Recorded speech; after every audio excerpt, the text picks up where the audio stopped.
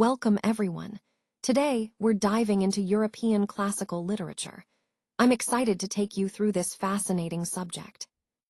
As you can see, the presentation is titled European Classical Literature and is part of our exam notes series.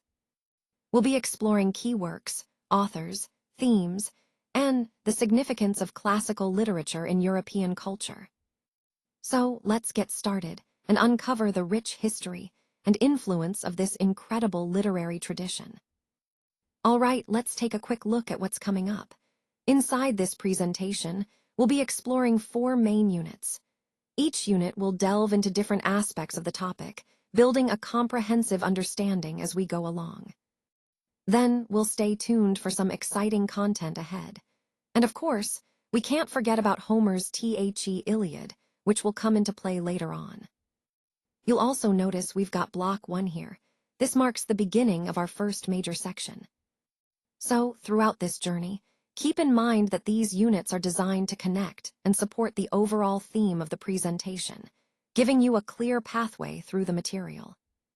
Let's get started.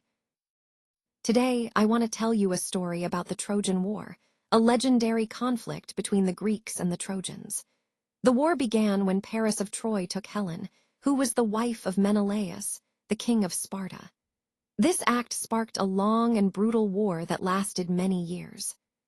During the conflict, the Greeks captured a town and took 2 women as war prizes.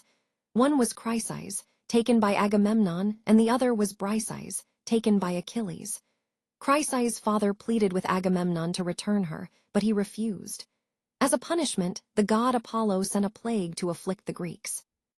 Eventually, Agamemnon returned Chryseis, but in a show of anger, he also took Briseis from Achilles. This insult deeply wounded Achilles' pride and honor, leading him to refuse to fight in the war.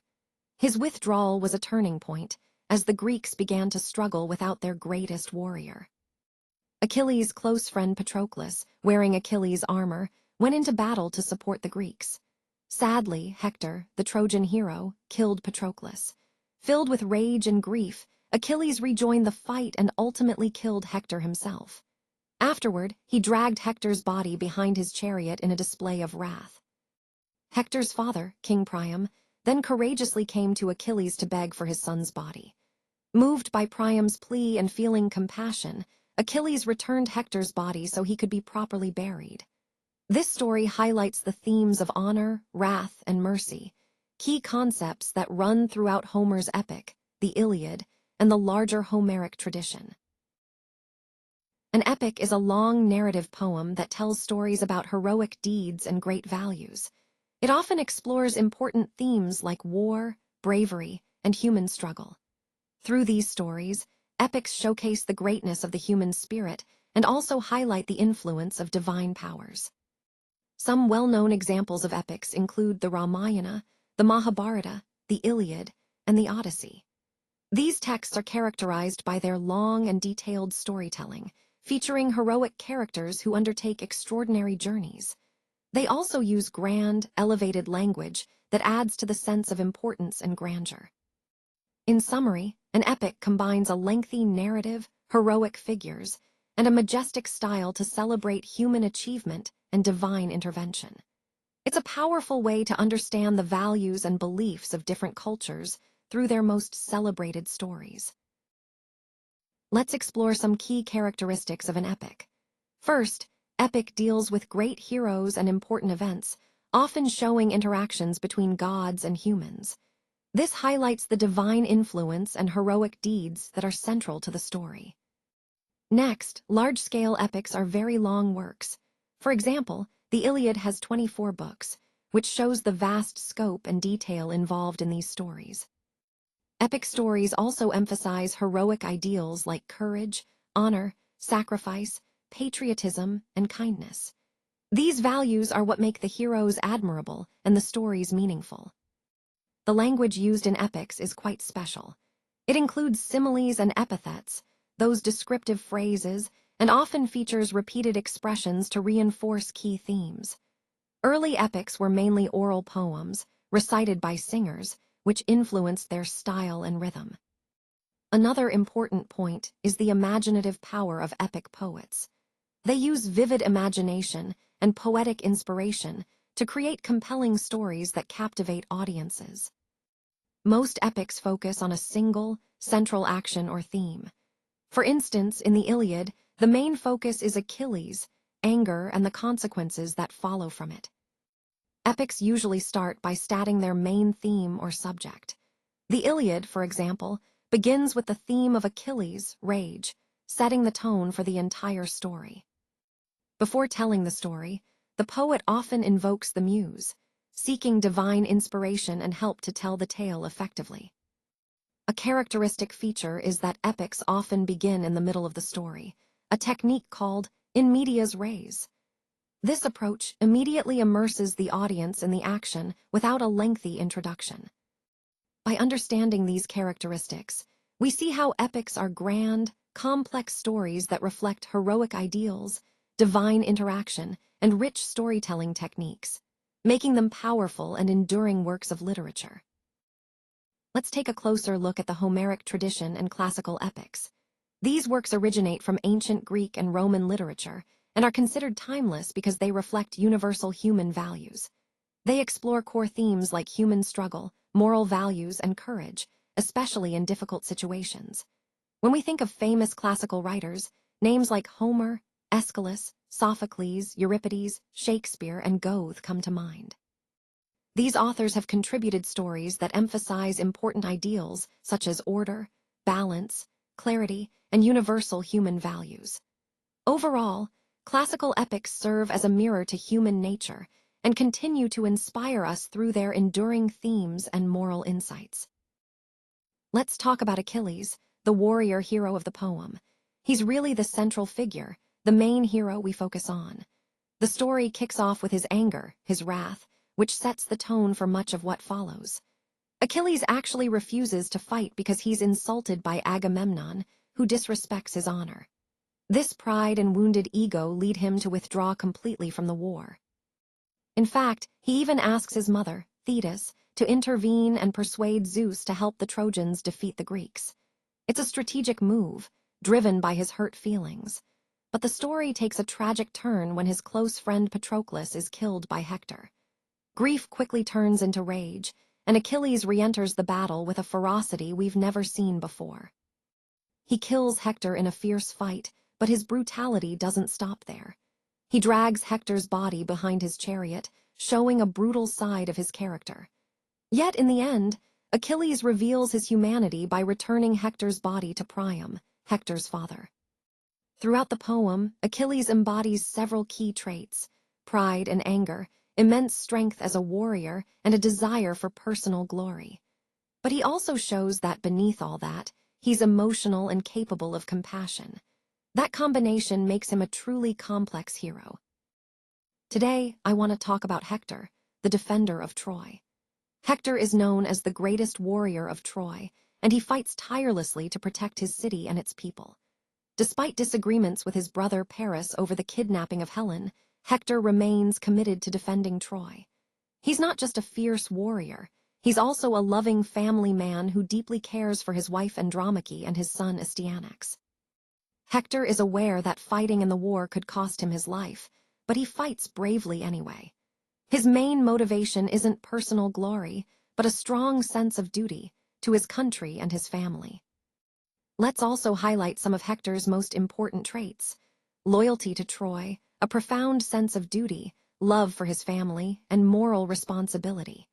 Even when the odds are against him, Hector shows courage, refusing to give up despite knowing the possibility of defeat.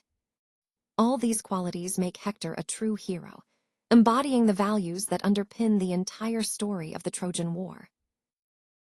So, who is the real hero of the Iliad? That's the big question this slide raises. Is it Achilles or is it Hector? On one hand, Achilles fights primarily for personal honor and glory.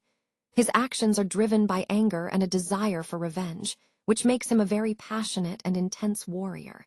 He's also less loyal to his king and his army, focusing more on his individual reputation. On the other hand, Hector fights for something broader: his country, his king, and his family. He shows a strong sense of responsibility, humanity, and sacrifice. In many ways, Hector represents a more civilized and moral hero, someone who fights not just for himself, but for the well-being of others. Many readers see Hector as morally superior because of these qualities. However, if we look at the heroic ideals of that time, Achilles is considered the greatest warrior hero, someone whose strength and prowess define heroism in the context of the epic.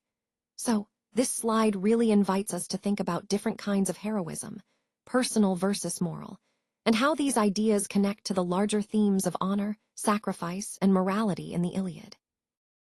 Heroic ideals in the Homeric world are really at the core of how we understand ancient Greek values. According to Homer, a hero should embody several key qualities. First and foremost, honor and reputation are essential. These define a hero's standing in society. Courage and bravery in battle are, of course, fundamental. They show the hero's strength and willingness to face danger.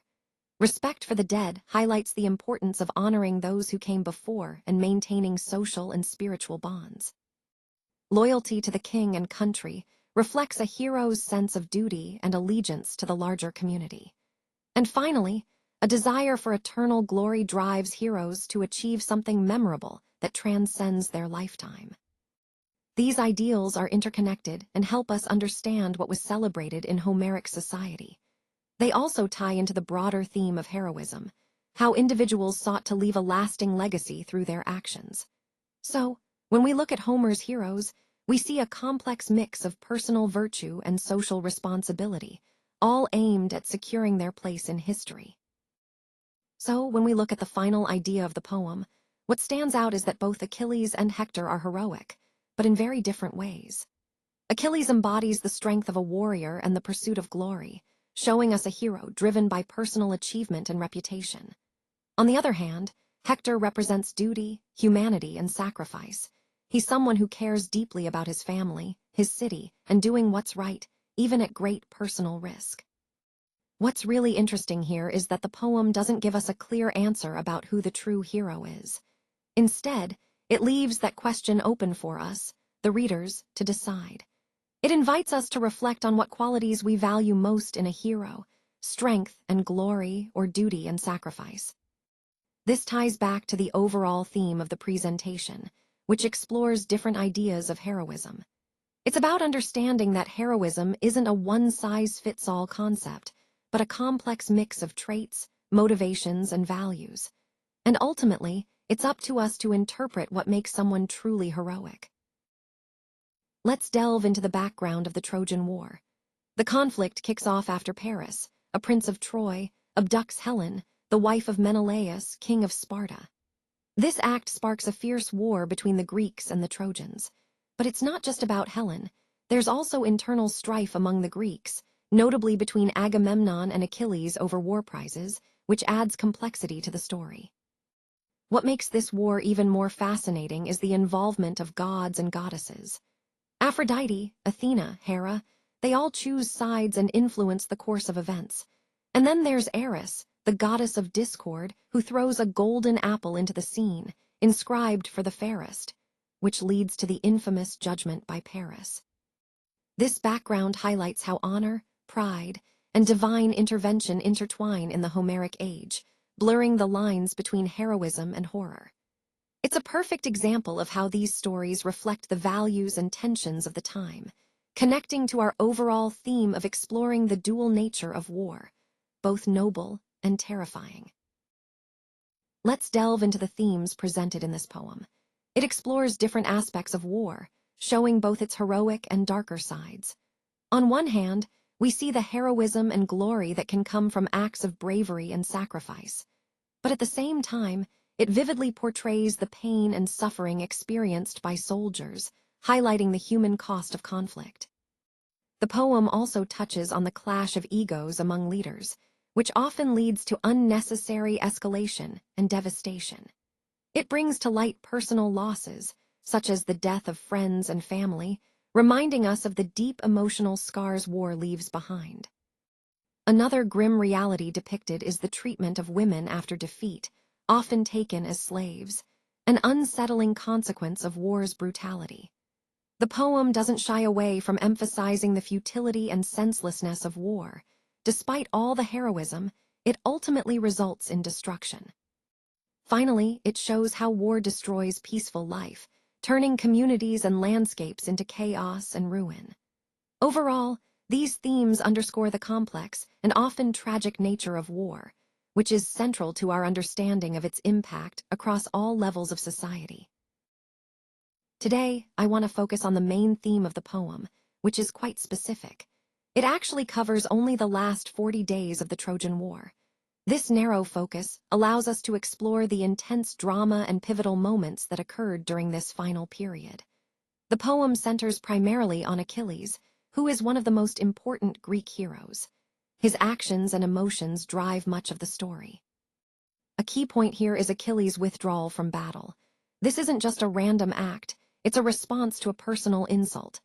Specifically, Agamemnon, the Greek leader, takes Achilles' slave woman, Briseis. This act of taking Briseis deeply insults Achilles and causes him to retreat from the fighting altogether.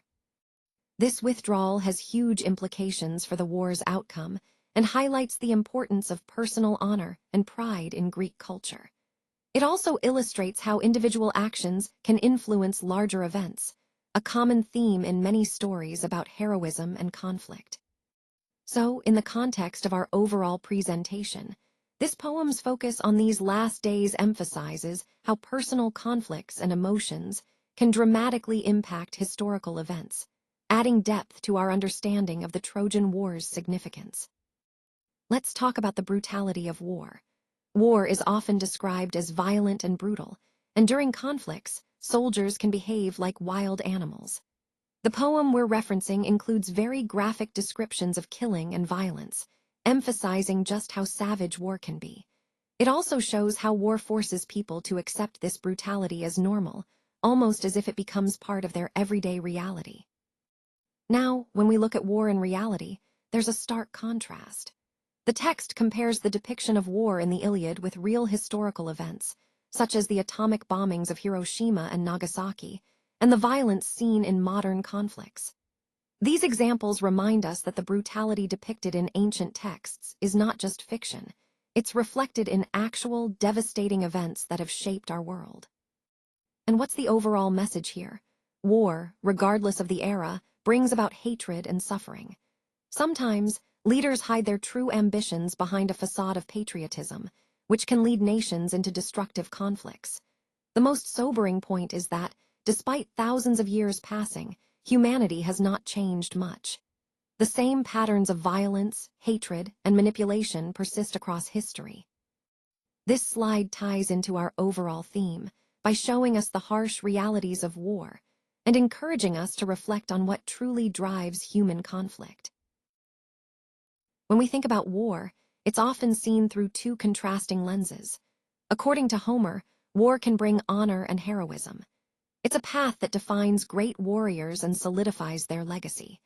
But at the same time, war also causes destruction and suffering that can devastate entire communities. And in Homer's view, victory and defeat are determined solely through the outcome of war itself. Let's look at Hector as an example of heroism. Hector is portrayed as a noble hero who fights bravely for his people, even though he knows the risks involved. His wife Andromache and his son Astyanax beg him not to go into battle, showing how personal sacrifice is intertwined with duty. Hector's story highlights the nobility of fighting for one's family and homeland, despite the tragic consequences that can follow. Speaking of tragic consequences, after the Greek victory, the suffering doesn't end. Trojan women are enslaved, and Astyanax is cruelly thrown from the walls of Troy to prevent him from growing up to seek revenge. Hecuba laments the destruction of her family, reminding us of the heavy toll war takes on innocent lives. This brings us to the futility of war. War harms everyone involved, winners and losers alike. Even those who aren't directly fighting suffer the consequences. Homer's poem emphasizes that war's heavy price extends beyond the battlefield, affecting innocent civilians and future generations. Finally, the deaths of Patroclus and Hector illustrate the brutal reality of war. Patroclus, Achilles' close friend, is killed by Hector. Enraged, Achilles then kills Hector and drags his body around Troy in a rage.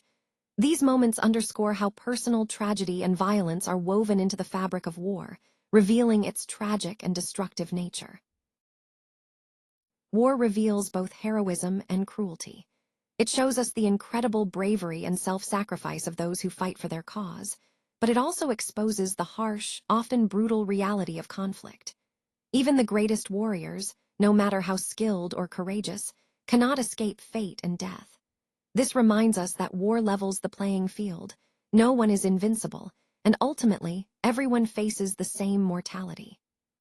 These truths underscore the complexity of war, fitting into our overall theme that war is a profound and multifaceted human experience. Now, let's look at the important theme of reconciliation in the *Iliad*. On this slide, we see Priam's appeal. Priam, as the father of Hector, makes a brave and emotional journey to Achilles' camp. His goal is simple but profound. He asks Achilles to return Hector's body so he can give his son a proper funeral. This act of seeking peace through a personal plea highlights the deep human connection behind the conflict. Next, we see the themes of humanity and compassion come into focus. Priam humbles himself before Achilles, showing vulnerability and respect. Achilles, moved by Priam's grief and humility, begins to see him not just as an enemy, but as a fellow human being. Both men, despite their roles as warriors and enemies, recognize their shared suffering. This moment underscores a core message of the *Iliad, that beneath the surface of war, there is shared pain and human connection. Moving to the end of the poem, we see that Achilles does return Hector's body. The poem concludes with Hector's funeral in Troy, which symbolizes reconciliation. It's a powerful reminder that even amidst the chaos of war, moments of compassion and understanding can emerge. Finally, the overarching message here is that war, no matter how fierce, ultimately destroys lives on both sides. The Iliad shows us that enemies can, and often do, realize their common humanity. It's a tragic but important lesson about the cost of conflict, one that resonates beyond the story and speaks to the universal nature of suffering and reconciliation. In this part of the story, Priam secretly enters the Greek camp with the help of Hermes, which already shows a significant act of daring and vulnerability. He goes straight to Achilles' tent, not to fight or argue, but to beg for his son Hector's body. Imagine the emotional weight of this moment. Priam kisses Achilles' hands, the same hands that had just slain his son.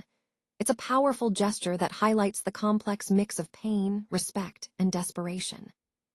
Priam then appeals to Achilles' own humanity by asking him to remember his father, Peleus. He shares his grief openly, telling Achilles how he has lost many sons himself, emphasizing that grief is universal. No one is immune to loss.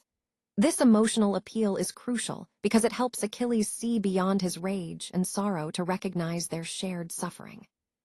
And it works. Achilles is deeply moved. He begins to cry, not just for Hector, but also for his own father and for Patroclus. This shared moment of grief humanizes both men. It's a powerful reminder that compassion and shared suffering can overcome even the deepest anger. Moving on to the next part, Achilles agrees to release Hector's body, which Priam requests so earnestly. He says it's also the will of Zeus, signaling that even the gods recognize the importance of respecting the dead. Achilles warns Priam not to provoke him again, showing that while he's moved, he's still cautious. Achilles then orders his servants to wash, anoint, and respectfully wrap Hector's body.